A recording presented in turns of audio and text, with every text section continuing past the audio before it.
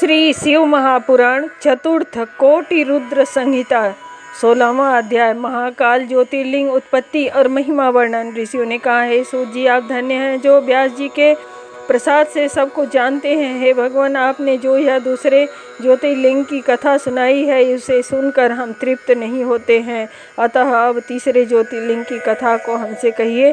सूत जी कहने लगे, हे विप्रो, अवश्य ही मैं धन्य और कृतकृत्य भी हूँ जो इस प्रकार की सत्संगति को प्राप्त हुआ हूँ, क्योंकि सज्जनों की संगति धन्य होती है। इसलिए मैं अपने को बड़ा भारी मानकर उस पापनाशक कथा को कहता हूँ। आप लोग आदर सहित सुनिए।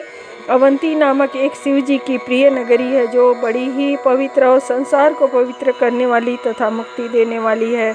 उसमें एक बड़ा ही शुभ कर्म करने वाला वेद पाठी ब्राह्मण निवास करता था। उसके 4 पुत्र थे जो नित्य शिव की पूजा में तत्पर तथा माता पिता के परम भक्त थे।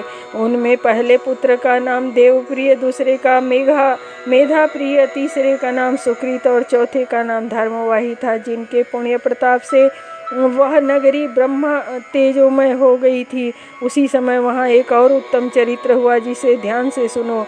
रत्नमाला नामक पर्वत पर निरंतर धर्म का नाशक महाबली दूषण नामक दैत्य का एक राजा रहता था। उसे ब्रह्मा जी का वर प्राप्त था, जिसके प्रताप से वह अपने आगे संसार को तुच्छ समझता था।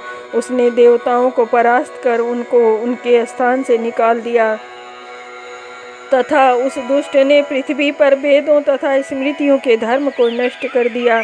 किसी भी तीर्थ और क्षेत्र में धर्म न रह सका। अवंती नगरी बड़ा ही रमणीय दिखती थी, इसलिए उसने अपनी विशाल सेना के साथ उस पर भी आक्रमण कर दिया और वहाँ के निवासी वेदज्ञ ब्राह्मणों को बड़ा कष्ट दिया और अपने 4 दैत्यों को बुलाकर उन्हें यह आज्ञा दे दी कि जैसे भी हो इनका वैदिक धर्म छुड़ा दो। ऐसा करो कि जिसमें वे मेरा कहना मानने लगे। तब उसके इस प्रकार के सब अग्नि के समान प्रदीप्त हो। सब विचारों को सुनकर ये 4 दैत्य चारों दिशाओं में प्रचंड प्रलय की अग्नि के समान प्रदीप्त हो गए, परंतु शिव जी के ध्यान में परायण ब्राह्मण कुछ भी खेदित न हुए और वे रेखा मात्र से भी अपने धर्म से न टले, क्योंकि शिव जी के आगे वे नीच दैत्य क्या वस्तु थे। इसी समय उन दैत्यों ने उस शुभ नगरी को घेर लिया और चारों ओर दैत्य ही दैत्य दिखाई देने लगे। पीड़ित प्रजा ब्राह्मणों के पास आई। ब्राह्मणी ने कहा, हम क्या करें, हमारे पास दुष्टों को भय देने वाला बल नहीं है तथा वैसे शस्त्र भी नहीं है जिससे हम उनको परास्त करें। हम तो एकमात्र सर्व समर्थ हमें तो शिव जी का ही भरोसा है और हम उन्हीं की शरण में। हम तो केवल इतना ही जानते हैं कि जब संसार में सामान्य मनुष्य के आश्रित रहने वाले का भी अपमान नहीं होता तो शिव जी के आश्रित का तो कहना ही क्या है। अब इस समय तो स्वामी शिव जी ही दैत्यों के भय से रक्षा करेंगे। इस प्रकार वे ब्राह्मण प्रजाओं को धैर्य धारण कराकर शिव जी की पूजा में तत्पर हुए। इसी समय दूषण नामक दैत्य मारो मारो कहा अपनी सेना सहित उन पर टूट पड़ा, किंतु वेद प्रिय के पुत्र ब्राह्मणों ने उन दैत्यों का वचन सुना ही नहीं, कारण कि वे शिव जी के ध्यान में मग्न थे। फिर तो ज्यों ही वह दुष्टात्मा दैत्यराज उन ब्राह्मणों को मारने चला, त्यों ही उस पार्थिव मूर्ति के स्थान पर एक भयानक शब्द करके गड्ढा हो गया और उसी घर से एक विकट रूपधारी महाकाल नाम से प्रसिद्ध शिव जी प्रकट हो गए, जो सत्पुरुषों के रक्षक और दुष्टों के घातक हैं। उन्होंने प्रकट होते ही अपने एक प्रचंड शब्द के साथ कहा, हे दुष्ट दैत्य, तुम इन ब्राह्मणों के निकट से दूर हो जा। परंतु उस दैत्य ने शिव जी की वह आज्ञा न मानी। इसे महाकाल नामक शिव जी ने सेना सहित उस दुष्ट दैत्य को अपनी एक हुंकार से ही भस्म कर दिया। बचे बचाए भाग चले, परंतु उस दूषण दैत्य को तो शिव जी ने मार ही दिया। देवता हर्षित हो आकाश से फूल बरसाने लगे और दुंदुभ भी बजाने लगे। पश्चात ब्रह्मा विष्णु आदि के देवता वहां आ गए सबने विविध स्रोतों से उन महाकाल नामक शिव जी की बड़ी स्तुति की। शिव जी ने प्रसन्न हो उन ब्राह्मणों को संसार सागर से पार पाने की युक्ति दी और तभी से ब्राह्मणों को की प्रार्थना पर लोक रक्षार्थ वे ईश्वर वहां उपस्थित हुए। इस प्रकार महाकालेश्वर नामक शिवलिंग पृथ्वी पर प्रसिद्ध हुआ, जिसके दर्शन करने से स्वप्न में भी दुख नहीं होता। जो प्राणी जिस कामना से इनकी सेवा पूजा करता है उसकी वह कामना पूर्ण होती है, उसे मोक्ष प्राप्त होता है। सुव्रतों, यह मैंने महाकाल शिव की उत्पत्ति तथा महात्म्य का वर्णन किया। इसके आगे अब आप और क्या सुनना चाहते हैं? तीसरी शिव महापुराण चतुर्थ कोटि रुद्र संहिता का 16वां अध्याय समाप्त। 17वां अध्याय महाकाल ज्योतिर्लिंग महात्म्य का पुनः वर्णन। ऋषियों ने कहा, हे महामते, भक्तों की रक्षा करने वाले इस महाकाल नामक ज्योतिर्लिंग की महिमा को हमें फिर सुनाइए। सूत जी बोले, हे विभो, भक्तों के रक्षक महाकाल ज्योतिर्लिंग के भक्तिवर्धक महात्म्य में आदर पूर्वक सुनिए। उज्जैनी नगरी में एक चंद्रसेन नामक राजा रहता था, जो सभी शास्त्रों के अर्थ और तत्व को जानने वाला इंद्रिय जीत तथा शिव जी का बड़ा ही भक्त था, जिसकी लोक नमस्कृत महेश्वर के मणिभद्र नामक एक गण से मित्रता हो गई। एक समय उस मणिभद्र ने प्रसन्न होकर राजा चंद्रसेन को बड़ी सुंदर चिंतामणि प्रदान की, जो कौस्तुभ मणि के समान कांतिमान सूर्य के समान प्रकाशित थी तथा जो ध्यान करने और देखने और सुनने में भी निश्चय ही कल्याण देती। शिव भक्त चंद्रसेन उसे अपने कंठ में धारण करने लगा, जिससे वह इतना शोभायमान हो गया जैसे देवताओं में सूर्य अत्यंत शोभित होता है। तब राजा चंद्रसेन की शोभा को सुनकर अन्य राजाओं को तृष्णा हो गई और उस मणि पर उनका मन लुभा गया। वे चंद्रसेन से उस मणि को मांगने लगे, परंतु मणि को महाकाल के दृढ़ भक्त राजा चंद्रसेन ने उन राजाओं को नहीं दिया। इसे अपना तिरस्कार समझकर उन सब राजाओं ने चंद्रसेन को युद्ध के लिए जीत कर मणि लेनी चाहिए, और इसी अभिप्राय से उन्होंने अपनी सेना एकत्र कर उज्जैनी के चारों द्वारों को घेर लिया। तब उन राजाओं से उज्जैनी को घिरा देख राजा चंद्रसेन उन्हीं महाकालेश्वर की शरण में गया और दिन रात उनकी पूजा करने लगा। फिर तो महाकालेश्वर ने प्रसन्न हो उसकी रक्षा का उपाय किया, और संयोगवश जो ही एक गोपी अपनी गोद में एक बालक को लिए उस नगर में भ्रमण करती हुई महाकाल के समीप पहुंची, तो ही वह विधवा हो गई। परंतु कुछ देर तक वहां ठहरकर राजा के उस शिव पूजन विधान को भली भांति देखा और पुनः अपने घर आई। तब उस संपूर्ण चरित्र को देखकर उस गोपी के पुत्र ने बड़ी उत्कंठा से शिव जी का पूजन करने की इच्छा की, और एक रमणीय पाषाण को लेकर उस अपने शून्य शिविर में बड़ी भक्ति से उस शिवलिंग की पूजा की। धूप दीप वस्त्र अक्षत गंध भूषण आदि कृत्रिम पदार्थ चढ़ाई, कितने ही मनोरम पत्र पुष्पों से पूजा की तथा नित्य करके पुनः पुनः प्रणाम किया। तब इस प्रकार वह बालक शिव जी की पूजा में लगा ही रहा, और समय होने पर भोजन के लिए न आया तो उसकी माता वह गोपी उसे बुलाने आई, परंतु उसके बार बार बुलाने पर भी वह शिव पूजा में अनुरक्त बालक न बोला। शिव जी के आगे नेत्र बंद कर बैठा ही रहा। उसने उसे हाथ पकड़कर खींचा और ताड़न भी दिया, किंतु जब इस प्रकार भी वह न उठा और भोजन को न गया, तो गोपी ने शिवलिंग दूर फेंककर उसकी पूजा को नष्ट कर दिया। माता द्वारा पूजा को नष्ट होता देख बालक हे देव ऐसा कहता हुआ पृथ्वी पर गिर पड़ा और सहसा चेतना को प्राप्त कर शोकाकुल हो नेत्र खोल दिया।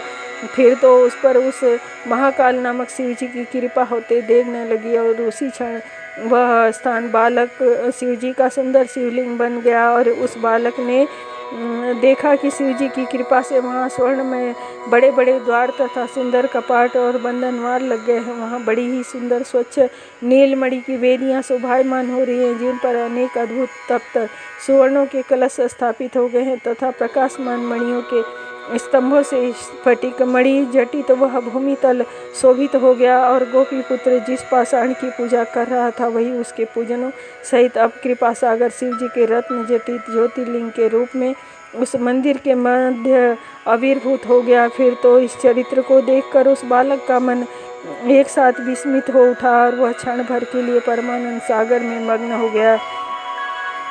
पश्चात उसने शिव जी की स्तुति की और पुनः पुनः उन्हें प्रणाम करके सूर्यास्त हुआ देख उस शिवालय में से उठ घर को गया।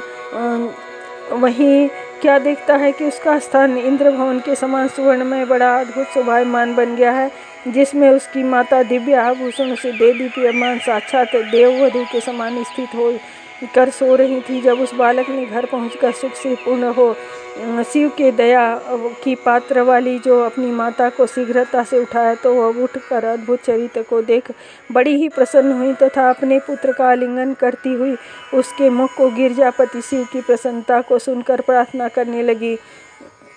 उसने कहा, जो रात दिन शिव का नियम से स्मरण करता है वह ऐसा ही सुखी होता है। पश्चात उस राजा ने भी अपना नियम समाप्त किया और रात्रि में वहां जाकर गोपी पुत्र के शिव के प्रसन्न कारक प्रभाव को देखा। उसके आनंद की सीमा न रही। राजा चंद्र से प्रेमाश्रु बरसाता और शिव नाम उच्चारण करता हुआ बड़े ही प्रेम से उस बालक का आलिंगन करने लगा। उस समय अद्भुत दृश्य उत्पन्न हो गया। सब लोग हर्ष से शिव कीर्तन करने लगे। इस अद्भुत चरित्र युक्त शिव महात्मा के देखने से नगर निवासियों की वह रात्रि क्षण भर के समान व्यतीत हुई। इधर प्रातःकाल जब राजा उस नगर को घेर कर राजा चंद्रसेन से युद्ध करने के लिए उपस्थित हुआ, इस समाचार को सुनकर उन्हें बड़ा आश्चर्य हुआ। उन्होंने कहा, राजा चंद्रसेन तो शिव का भक्त है और वह उज्जैनी नगर तो महाकाल की नगरी है, जिससे इसको जीतना असंभव है। भला जिसके नगर में ऐसे शिव भक्त बालक है, तो राजा चंद्रसेन का क्या कहना, जो महेश्वर का एकमात्र सेवक है। यदि हम लोग इसके साथ विरोध करेंगे तो शिव जी अवश्य ही हमारा विनाश कर देंगे।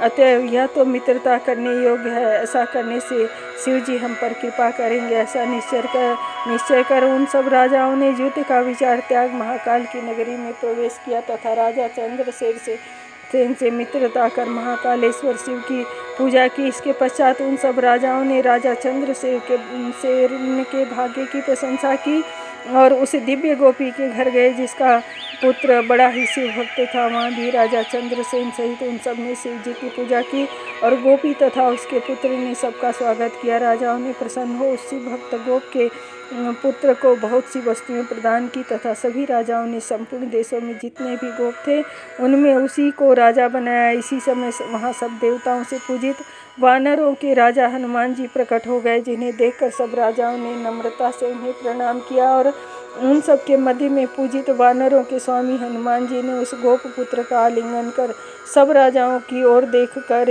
यह कहा कि हे समस्त राजाओं, हे मनुष्यों, शिव जी के बिना अन्य कोई मनुष्यों को गति देने वाला नहीं है। देखो, इस गोप पुत्र ने तो बिना मंत्रों के ही अपने स्वाभाविक प्रेम से कल्याणकारी शिव जी की पूजा की है, जिसे आज इतनी बड़ी कीर्ति प्राप्त हुई है। और यही नहीं, यह यहाँ समस्त भोगों को भोग कर अंत में मोक्ष को प्राप्त करेगा तथा इसके वंश की 8वीं पीढ़ी में महायशस्वी नंद नामक एक ऐसा पुरुष उत्पन्न होगा, जिसके पुत्र रूप में स्वयं नारायण कृष्ण उत्पन्न होंगे तथा आज से लेकर यह गोपी पुत्र संसार में श्रीकर नाम से लोकों में प्रसिद्ध होगा। ऐसा कह शिव के अवतार अंजनी पुत्र हनुमान ने सब राजाओं सहित राजा चंद्रसेन को कृपा दृष्टि से देख उस बुद्धिमान गोपुत्र श्रीकर को बड़े प्रेम से शिव जी को प्रिय लगने वाले आचार का उपदेश किया। पश्चात उन सबके देखते देखते हनुमान जी अंतर ध्यान हो गए और सब राजा चंद्रसेन का बहुत सा सत्कार कर अपने स्थान को चले गए। पश्चात श्रीकर नाम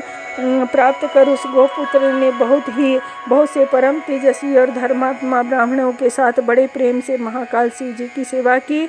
समय आने पर दोनों मोक्ष को प्राप्त हुए। इस प्रकार यह महाकालेश्वर ज्योतिर्लिंग सत्पुरुषों को सुगति, स्वर्ग तथा शिव भक्ति देने वाला और सब प्रकार के दुष्टों का दमन करने वाला तथा भक्तों पर दया करने वाला है। इति श्री शिव महापुराण चतुर्थ कोटि रुद्र संहिता का 17वां अध्याय समाप्त। 18वां अध्याय ओंकारेश्वर महात्म्य। श्री शिव ने कहा, हे महाभाग सूत जी, आपने यह महाकाल नामक शिव के तीसरे ज्योतिर्लिंग की कथा सुनी, इसके लिए हम आपके बड़े कृतज्ञ हैं। अब आप कृपा कर हमें समस्त पापों के नाशक ओंकार शिव के चौथे ज्योतिर्लिंग की कथा सुनाने की कृपा कीजिए। सूत जी बोले, हे ब्राह्मणों, किसी समय परम भक्तिमान नारद जी ने गोकर्ण तीर्थ में जाकर वहाँ उन गोकर्ण नामक शिव की बड़ी पूजा की और पुनः विंध्याचल पर्वत पर जाकर वहाँ भी उन्होंने बड़े मानपूर्वक शिव जी का पूजन किया। तब विंध्य पर्वत को यह अहंकार हो गया कि मुझ में सब कुछ है और किसी प्रकार की न्यूनता नहीं है। इससे वह अहंकार नाशक नारद जी के समक्ष जाकर खड़ा हो गया और मनुष्य में अपनी मान्यता प्रकट की। तब उसके ऐसे भाव को देख नारद जी ने कहा, हाँ तुम अवश्य ही सर्वगुण आगर हो, परंतु सुमेरु पर्वत सबसे ऊंचा है तथा उसका देवताओं में विभाग है और वहाँ तुम्हारी कोई गिनती नहीं है। यह कह नारद जी तो वहाँ से चले गए, परंतु विंध्याचल अपने मन में ऐसा दुखी हुआ कि मेरा जीवन आदि धिक्कार है, इसलिए मैं विंध्येश्वर शिव की आराधना का तप करूँगा। ऐसे मन में विचार कर वह शिव जी के शरणगत हो बड़े प्रेम से ओंकार नामक शिव की पार्थिव मूर्ति बनाकर उनकी पूजा करने लगा। 6 महीने तक नित्य उसने शिव जी को कठिन आराधना की। तब विंध्य के इस प्रकार के तप को देखकर शिव जी प्रसन्न हो वहाँ प्रकट हुए। उससे बोले कि हे विंध्य, मैं तुझ पर प्रसन्न हूँ, वर मांग। विंध्य ने कहा, हे शंभो, यदि आप मुझ पर प्रसन्न हैं तो मुझे यह वर दीजिए कि जिससे मैं अपने सब मनोवांछित कार्यों को अपनी बुद्धि से सिद्ध कर सकूं। यह सुन भगवान बहुत देर तक अपने हृदय में विचारते रहे कि यह मूर्ख विंध्याचल तो दूसरों को दुख देने के वाले वर की इच्छा करता है। अब क्या करूं कि जिससे इसका शुभ वरदान भी हो जाए और दूसरों को कष्ट भी ना हो। ऐसा विचार करते हुए शंभु ने तथास्तु कहकर अपनी वहाँ स्थिति की और संपूर्ण देवताओं तथा ऋषियों ने वहाँ उपस्थित होकर उनकी पूजा कर यह प्रार्थना की कि आप यहीं स्थित हों। फिर तो भक्त वत्सल शिव जी संसार के सुख के लिए वहाँ उसी प्रकार ओंकार के प्रणव इन 2 नामों से सर्वदा के लिए स्थित हो गए। हे ब्राह्मणों, तभी से पार्थिव में प्रकट हुए परमेश्वर इन 2 नामों में वहाँ प्रसिद्ध हैं और यह दोनों ज्योतिर्लिंग भक्तों के अभीष्टदायक तथा भुक्तिदायक हुए। पश्चात सब देवताओं और ऋषियों ने बड़े प्रेम से उनकी पूजा कर अनेकों वरदान पाए और वे सभी अपने स्थान को चले गए। विंध्य पर्वत ने भी अपने कार्य को साधा और दुख का त्याग किया। जो यहाँ पर जाकर शिव जी की पूजा करता है वह आवागमन से मुक्त हो जाता है, इसमें कुछ भी संदेह नहीं है। इस प्रकार ओंकारेश्वर का महात्म्य मैंने तुमसे कहा। इसके आगे केदार नामक शिव के श्रेष्ठ लिंग का वर्णन करता हूँ, ध्यान देकर सुनो। इति श्री शिव महापुराण चतुर्थ कोटि रुद्र संहिता का 18वां अध्याय समाप्त। 19वां अध्याय केदारेश्वर महात्म्य। सूत जी बोले, हे द्विजों, धर्मपुत्र नर नारायण के अवतार की कथा जो मैं पहले तुम्हें सुना चुका हूँ, वही सब बद्रिका ग्राम में जाकर पार्थिव पूजन करने लगे। तो उनसे पार्थिव तो वहाँ शिव जी प्रकट हो गए। कुछ समय पश्चात एक दिन शिव जी ने प्रसन्न होकर उनसे वर मांगने के लिए कहा। तो लोक कल्याण की कामना से नर नारायण ने उनसे प्रार्थना की, हे देवेश, यदि आप हमसे प्रसन्न हैं तो स्वयं अपने रूप से पूजा के निमित्त सर्वदा यहाँ स्थित रहें। तब उन दोनों के ऐसा कहने पर हिमाश्रित केदार नामक स्थान में साक्षात महेश्वर ज्योति स्वरूप हो स्वयं स्थित हुए। उनका वहाँ केदारेश्वर नाम पड़ा। जो इन केदारेश्वर शिव का दर्शन और पूजन करता है उसके सब मनोरथ पूर्ण होते हैं। केदारेश्वर के दर्शन से स्वप्न में भी दुख नहीं प्राप्त होता। जब पांडवगण वहाँ गए तो इन देव ने महिष का रूप धारण कर उनके समक्ष ही जो वहाँ से पलायन कर दिया। तो पांडव ने दौड़कर उनकी पूंछ पकड़ ली, जिससे वह नतमुख होकर वहाँ स्थित हुए और उनका शिरोभाग नेपाल में प्रकट हुआ। इससे पांडवों को बड़ी प्रसन्नता हुई और शिव जी उनसे पूजित हो वहाँ स्थित हुए। शिव जी का पूजन कर पांडवों का सब दुख छूट गया और उन्होंने अपना इच्छित फल पाया। तब से केदार क्षेत्र में शिव जी की नित्य स्थित हैं। इनका भारतवासी आज तक पूजन करते आ रहे हैं। जो भक्तजन शिव जी की प्रीति के लिए वहाँ कंचन देते हैं वे शिव जी के समीप जाकर उनके रूप हो जाते हैं और वहाँ शिव जी का रूप देखकर प्राणी सब पापों से छूट जाता है। इस प्रकार बदरी बन जाने वाले जीवन मुक्त हो जाते हैं। यहाँ नर नारायण और केदारेश्वर का दर्शन अवश्य ही मुक्तिदायक है, इसमें कुछ भी संदेह नहीं है।